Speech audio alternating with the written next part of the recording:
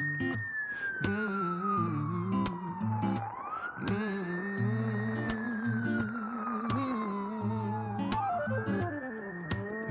The three Marys,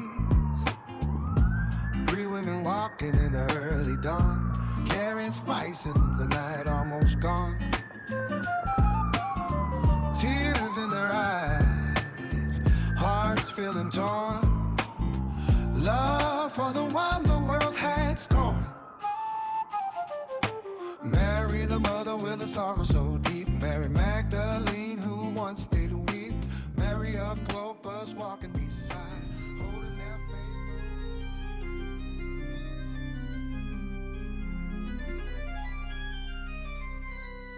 Pastor Sonny Walker was in his study when the deacon came in and handed him an envelope. "Where did you get this?" the pastor asked. "During the offering," the deacon replied. "A man gave it to me and said you needed to open it right away." The pastor opened the envelope. Inside was a DNA report. It said Kathy was not his daughter. Shaken, he walked into the church with a strange look on his face. Just before service began, he turned to his assistant. "Will you preach for me today?" Then he left the sanctuary and went home. Pastor Sonny Walker tries to sit back and gather his thoughts after the news he received about Kathy when his phone rings. It was Captain Robert Monroe. Sonny was shocked when he got the news from Rob, but he did not know this was just the beginning of the chaos. Peter walked up to his father and asked, "What was the phone call about, Dad?" He looked at Peter. They took Mary Lott, the mayor's wife, and Nettie Brown, the newspaper reporter, and there may be danger ahead. And Kathy is involved in this. Peter sits there with an unreadable expression, but before either man could speak, the doorbell rang. It was Roxanne and Sharice. Peter greeted them gently and led them into the living room. Once everyone was seated, Pastor Sonny stepped forward. His face said everything before he spoke. Roxanne leaned in. "What's wrong?" Sonny took a breath. "There's no easy way to say this, but my daughter is planning to hurt your daughter." Sharice's eyes filled with tears instantly. She looked from Sonny to Peter. "Is this true?" Peter nodded, his voice low but steady. "Yes, but we're going to protect you and your mother. She's not herself anymore. She's gone completely off the deep end." Sonny swallowed hard. "And there's more. I found out she's not even my biological daughter." The room froze. Shock settled over everyone like a heavy blanket. Roxanne finally whispered, "What do we do now?" "She's no longer welcome in this house," Sonny said firmly. "And we're involving the police. I'll make sure you both have protection. You won't be alone in this." Sharice turned to Peter. "Can we talk privately?"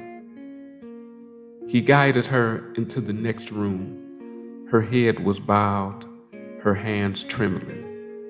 "I have something to tell you," she said. Peter's voice softened instantly.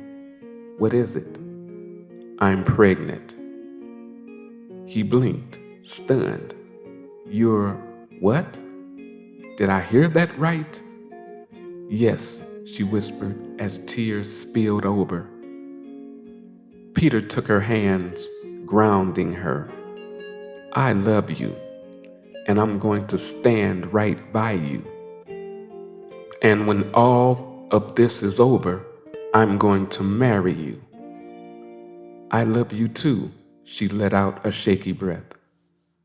Should we tell our parents now or wait? We'll tell them together, he said firmly.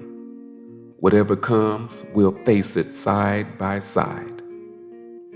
Hand in hand, they walked back in the living room. Pastor Sonny looked up. What's going on? Peter glanced at Sharice, then at both sets of parents. Mom, Dad, we have something to tell you. Sharice spoke softly but clearly. I'm pregnant. Silence fell again, but this time it was different.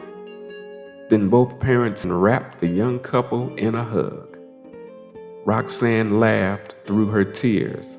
Well, Pastor Sonny, looks like we're going to be grandparents. Sonny let out a long breath, then a warm laugh. Lord help us, he said, shaking his head.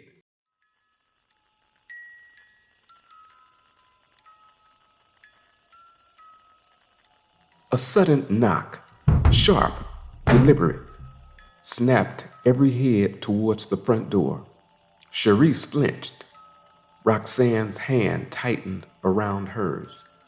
Peter moved first, instinctively, positioning himself between the women and the sound. The knock came again, not frantic, not polite, just patient. Peter glanced at Sonny. Are you expecting someone? I wasn't, Sonny said. He stepped towards the door, stopping just short of the handle. Who is it? A voice answered from the other side. It's me. Roxanne's breath caught. Sharice's nails dug into her mother's palm. Peter whispered, That's not who you called, is it? Sonny shook his head once. The voice came again, softer, this time almost coaxing. Pastor, Dad, open the door.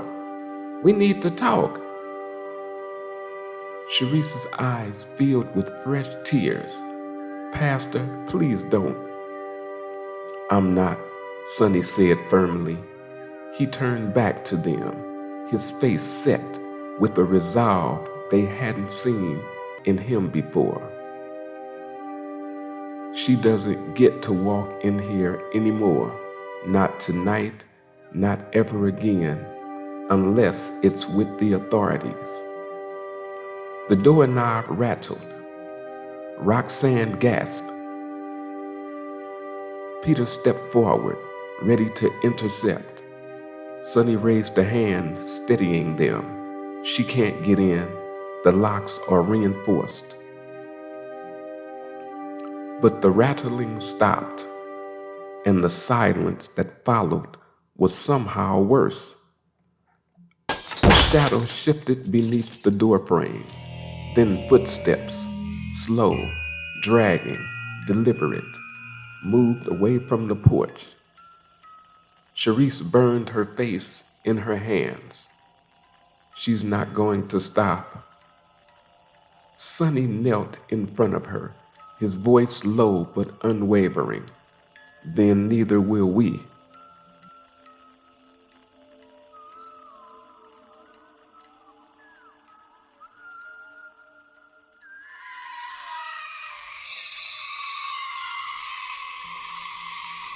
Meanwhile,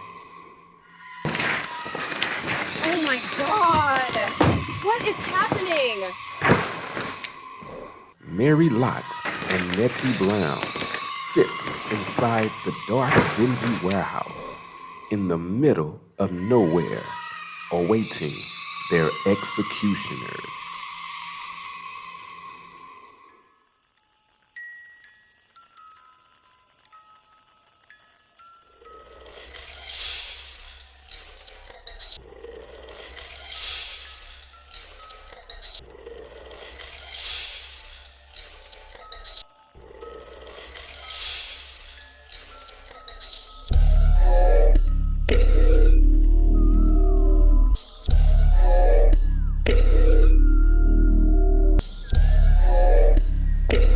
You see, it's all under control.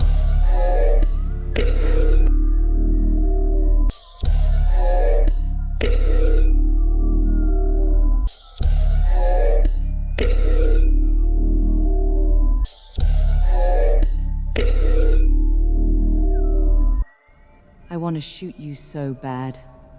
I'm wet. Say cheese.